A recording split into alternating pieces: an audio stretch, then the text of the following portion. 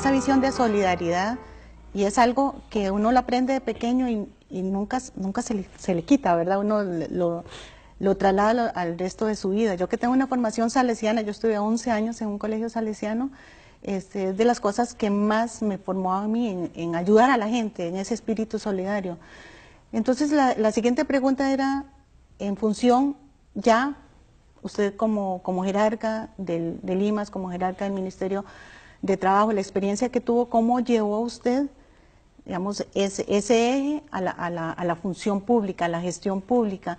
Y aquí quiero acordarme recientemente que durante un acto que hubo de apoyo del sector cultura, Óscar Castillo resaltó eso, que había leído 2 libros suyos y cómo el eje de solidaridad estaba impregnado en esos libros, y además cómo eso era lo lógico que cuando usted asumiera una función proyectara eso que había escrito. Entonces hablemos, digamos, de esa proyección. Bueno, para mí como persona fue, la verdad, el que presidente en aquel momento me nombrara como ministro y como presidente ejecutivo del IMAS, de la institución encargada de combatir la pobreza, fue una enorme responsabilidad, pero también un regalo, porque ahí pude ser instrumento.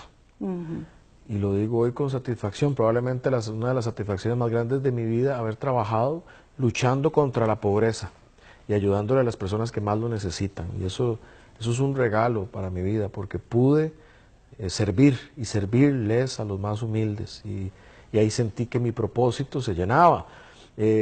Logramos una reducción de la pobreza en Costa Rica de 2.4 puntos porcentuales, que son miles de familias, y de pobreza extrema, de la gente más golpeada por la pobreza. Y se logró en esta administración con mucho trabajo.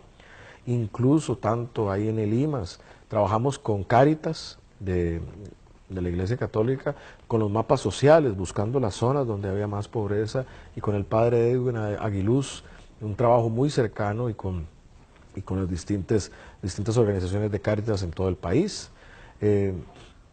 Pero entonces ahí es cuando me sentí que uno puede servirle a la gente, y me sentí cumpliendo ese propósito. Y eso siempre me recordaba mucho pasajes que yo recordaba de cuando íbamos a la iglesia de Don Bosco, de cómo había que actuar. A mí no se me olvida, por ejemplo, parte de que cuando uno extiende la mano y ayuda a alguien, como decía la palabra, me estás ayudando a mí. Decía, en el rostro de las personas pobres, ver el rostro de los demás, de la solidaridad o de Jesús. O incluso la parte, no se me olvida, eso siempre se me ve muy marcada, la parábola del buen samaritano. No es casual, y eso es otra cosa que entendí luego, que se hable de un samaritano porque venía de Samaria, era de los otros, no era de los propios judíos, como venía la parábola.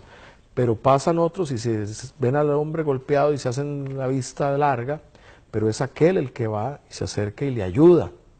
Y cuando pregunta Jesús al maestro de la ley que lo estaba probando, ¿quién hizo lo correcto? Dice aquel samaritano. Bueno, ve tú y haz lo mismo. Actúa con amor, haz lo correcto. Y ahí en el IMAS yo creo que se hizo lo correcto. Hubo esa oportunidad de ser instrumento, y eso es de lo más maravilloso que me ha tocado en mi vida. Y ahora quiero ser instrumento desde otro lugar para ayudar a más gente.